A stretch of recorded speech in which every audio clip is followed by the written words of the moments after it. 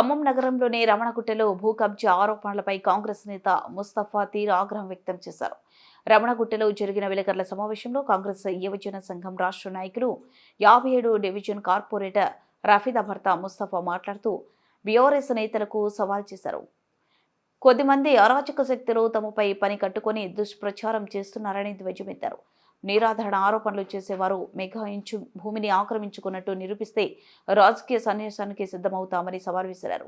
జిల్లా మంత్రులను బదనాం చేసేందుకు తప్పుడు ప్రచారం చేస్తున్నారని మండిపడ్డారు. దొంగే దొంగ అన్నట్టు మతి భ్రమించి బీఆర్ఎస్ నేత చేస్తున్న ప్రచారమే దేనికి నిదర్శనమని ఆయన అభివర్ణించారు. గత బీఆర్ఎస్ పాలనలో రమణగుట్టను తారాస్థాయిలో కబ్జాలు చేసి నిరుపేద ప్రజలను బెదిరిస్తూ భయభ్రాంతులకు గురిచేసి కబ్జాలు అక్రమాలకు తెరలేపి కటకటాల పాలైన సంగతి నగర ప్రజలకు తెలుసన్నారు.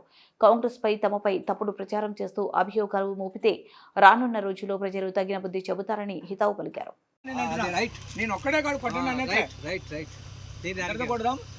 మీరందరూ సహకరిస్తే వాళ్ళు కూడా ఇస్తాం. ఇప్పుడు ఇందులో 2-3 ఇల్లులు కొట్టేసినాం, వాళ్ళకి జాగా ఇచ్చినాం, వాళ్ళు కూడా కట్టుకోవాలి కదా. దాన్నే మీరు మేము కబ్జా చేసేసినాం అనుకున్నాను. మీరు నా కొడుకులారా, మీరు కబ్జా గారు నాకేం భయలేదు. నేను దొంగతనం చేయలేదు కాబట్టి నేను భయపడాల్సిన అవసరం లేదు.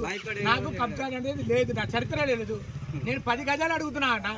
నా కొడుకులు 1000 గజాలు అంటారు, కానీ ఒక 10 గజాలు ఎక్కడైనా కబ్జా ఉంటే చూపట్టు. మొత్తం టౌన్ మొత్తం ఈ డివిజన్ కాదు, వదిలిపెట్టు, టౌన్ మొత్తం చూపట్టండి నా దగ్గర ఉన్న కబ్జాలు ఉన్నాయని. ఇవాళ కష్టపడేది రేపు నిలబడాలి.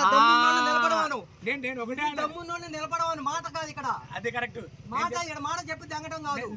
నేను చెప్పేది కూడా అదే. అందరికి దమ్ము ఉండే చెయ్యను, పని చేస్తాను, ఇవాళ కష్టపడి చేస్తాను. అది ఇప్పుడు అందరికీ అందుకోసమే నేను చెప్పేది. ఎందుకంటే ఏదో కష్టపడ్డోడికి పక్క తప్పడం కాదు. నువ్వు అందరికి న్యాయం చేస్తాను. నువ్వు ఒక్కరికే న్యాయం చేయట్లా, ఒకరికి అన్యాయం చేయట్లా, అందరికి న్యాయం చేస్తాను. అది